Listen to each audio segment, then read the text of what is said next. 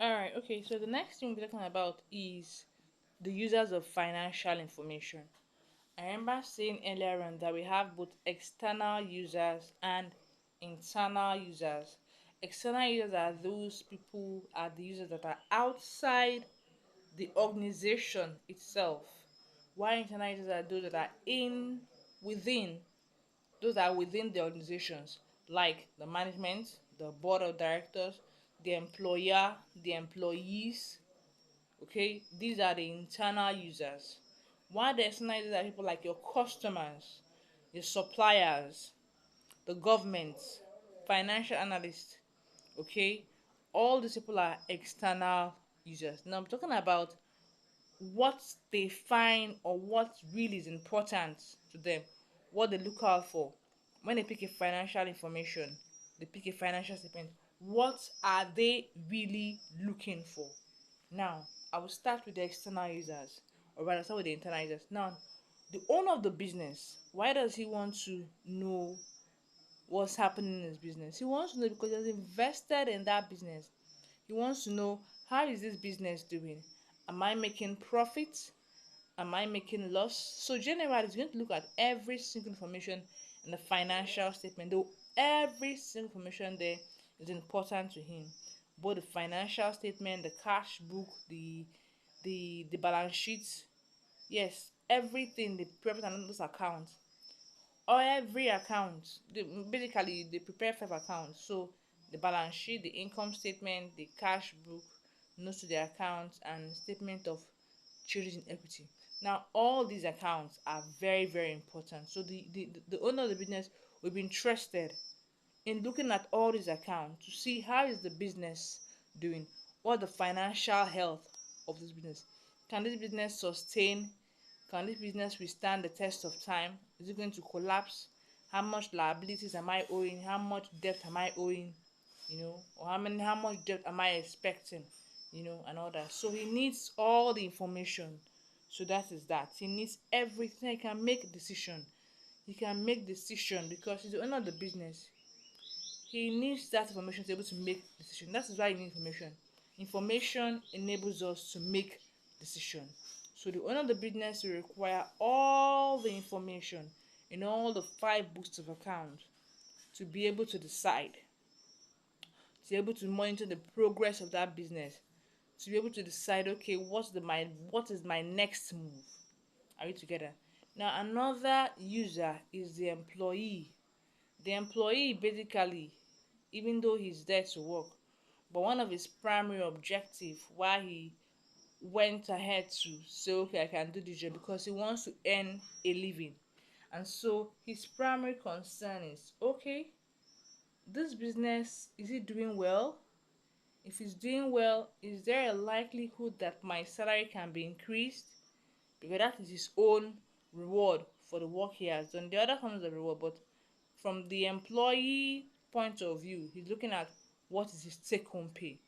So if the business is doing very, very well, he's sure that yes, he's going to have, there's a likelihood, depending on what is the management policies on increasing remuneration, there's a likelihood that yes, I'm going to have my pay increased at the end of the month, or pay decreased in the case where the company is not doing very well. Sometimes the employer would need to either let go from some staff or decide to reduce the pay of the staff. So because the employee is looking at the statement too, to know, okay, yes, how is this business doing? What is my what's the possibility that yes, I'm going to stay here for a longer period, or I would not stay here for a longer period. Do you understand? Depending on how well the company is doing. So that is the main interest of the employee. Now the main interest of the another user will be the shareholder. The shareholders, these are people that have invested their money in the business, and every investor wants a return for his investment. That is why he invested money in the business. So he'll be looking at the statement of changes in equity. There he'll be able to see, okay, this company, is it doing very well? Should I invest more money? What is the equity like? Is it increasing? Is it decreasing? Should I invest more money? Should I de-invest from this business because the company is not doing very well? So his aim is looking at what is his return on investment. He'll be focused at looking at the profit account, the P&L account, because that is where he's going to see the profit the business is making or the loss the business is making. The company is making a profit and they have a policy that, okay, if I make say XY9 XYZ profit, I am going to pay dividend. That is his interest because he has invested in that business. So his focus is going to look his focus. One of the accounts he'll be looking at is the P&L account, because that's linked to the profit that the business has made. Okay, the ability for them to pay them dividend.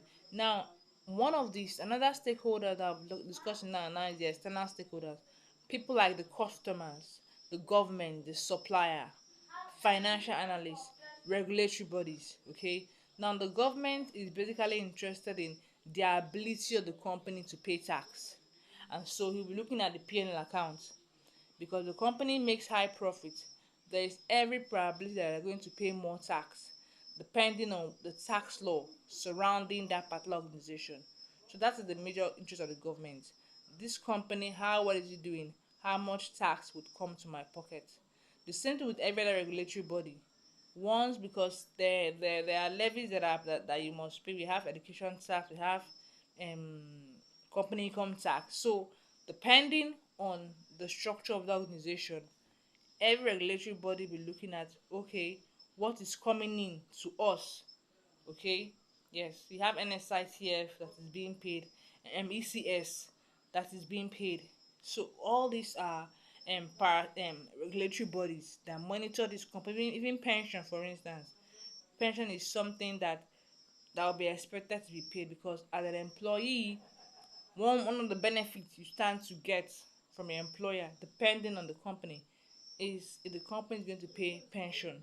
So if you are working in a company and then they are pension compliance, you're sure that, okay, yes, you will pay pension. And then the pension company, the PF, as the case may be, they will be sure of an inflow, which would also they will also know, okay, yes, because they are expecting an inflow, they will invest that money. They will also make profit from the inflow, in as well as they will also give you a return for your investments. That is the way they manage the funds. But the point I'm trying to make is that every regulatory body is looking out for something for itself, and basically it's from these regulatory laws, there are compulsory regulatory fees you must pay, like tax, pension, dependent.